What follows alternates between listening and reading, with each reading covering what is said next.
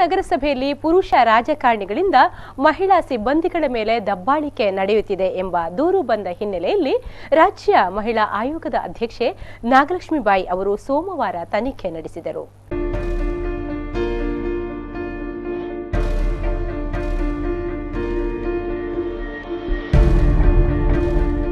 ಪತ್ರಿಕಾಗೋಷ್ಠಿಯಲ್ಲಿ ದೂರು ಬಂದಿರುವ ಬಗ್ಗೆ ತಿಳಿಸಿದ ಅವರು ನಂತರ ನೇರವಾಗಿ ನಗರಸಭೆ ಕಚೇರಿಗೆ ತೆರಳಿ ತನಿಖೆ ನಡೆಸಿದರು.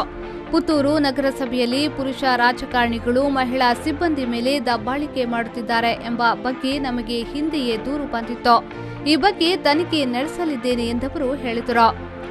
ಯಾವ ಸಿಬ್ಬಂದಿ ಮೇಲೆ ದೌರ್ಜನ್ಯ ದಬ್ಬಾಳಿಕೆ ನಡೆಯುತ್ತಿದೆ ಎಂಬ ಪ್ರಶ್ನೆಗೆ ಅವರು ಉತ್ತರಿಸಲು ನಿರಾಕರಿಸಿದರು. ನಗರಸಭೆಯಲ್ಲಿ ಅಧ್ಯಕ್ಷೆಯು ಮಹಿಳೆಯಾಗಿದ್ದಾರೆ. ಹಾಗಾದ್ರೆ ದಬ್ಬಾಳಿಕೆ ನಡೆಸುವವರು ಯಾರೋ? ಅಧ್ಯಕ್ಷೆಯ ಮೇಲೂ ದಬ್ಬಾಳಿಕೆ ನಡೆಯುತ್ತಿದೆಯೇ ಎಂಬ ಪ್ರಶ್ನೆಗೆ ಅವರು ಉತ್ತರಿಸದೆ ಜಾರಿಕೊಂಡರು. ನಾನು ಈ ಬಗ್ಗೆ ನಿರ್ದಿಷ್ಟವಾಗಿ ಏನು ಹೇಳಲು ಸಾಧ್ಯವಿಲ್ಲ. ಅಧ್ಯಕ್ಷೆ, ಸಿಬ್ಬಂದಿ ಸೇರಿದಂತೆ ಎಲ್ಲ ಮಹಿಳೆಯರು ಎಂದು ನೀವು ಬರೆದುಕೊಳ್ಳೆ. ಆದರೆ ತನಿಖೆಯ ಸುರಕ್ಷತೆಯ ದೃಷ್ಟಿಯಿಂದ ನಾನು ನೇರವಾಗಿ ಯಾರ ಹೆಸರು ಕೂಡ ಹೇಳುವಂತಿಲ್ಲ ಎಂದರು. ದೌರ್ಜನ್ಯ ಅಂತ ಹೇಳಲಿಕ್ಕೆ ಆಗಲ್ಲ ಅಂತದ್ದು, ಬಟ್ ಕೆಲವೆಲ್ಲ ಸಣ್ಣ ಪುಟ್ಟದು ಇರುತ್ತೆ.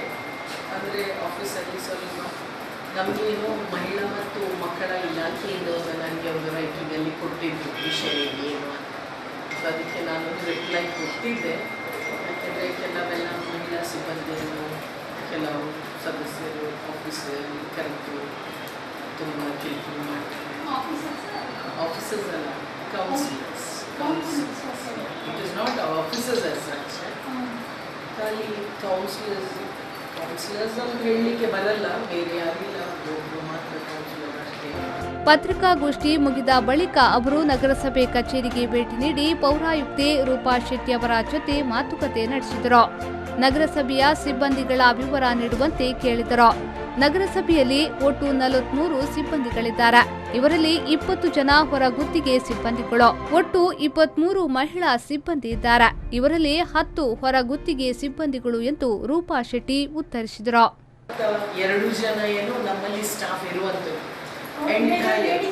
Ladies we are having around 12 to 13 ಇದ್ದಾರೆ ಮಹಿಳೆಯರು.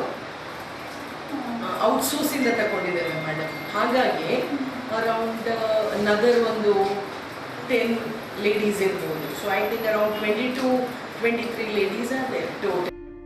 ಇದಾದ ಬಳಿಕ ನಗರಸಭೆಯಲ್ಲಿ ಮಹಿಳೆಯರ ಮೇಲೆ ದೌರ್ಜನ್ಯ ನಡೆಸುತ್ತಿದೆಯೇ ಎಂಬ ಬಗ್ಗೆ ಪೌರಾಯುಕ್ತರೊಂದಿಗೆ ಏಕಾಂತದಲ್ಲಿ ಪ್ರಶ್ನಿಸಿ ಉತ್ತರ ಪಡೆದುಕೊಂಡು ನಾಗಲಕ್ಷ್ಮೀಬಾಯಿ ನಿರ್ಗಮಿಸಿದರು.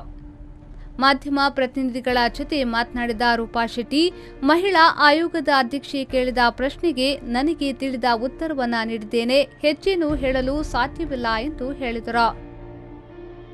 Anish, B4 News 24/7 Puttur.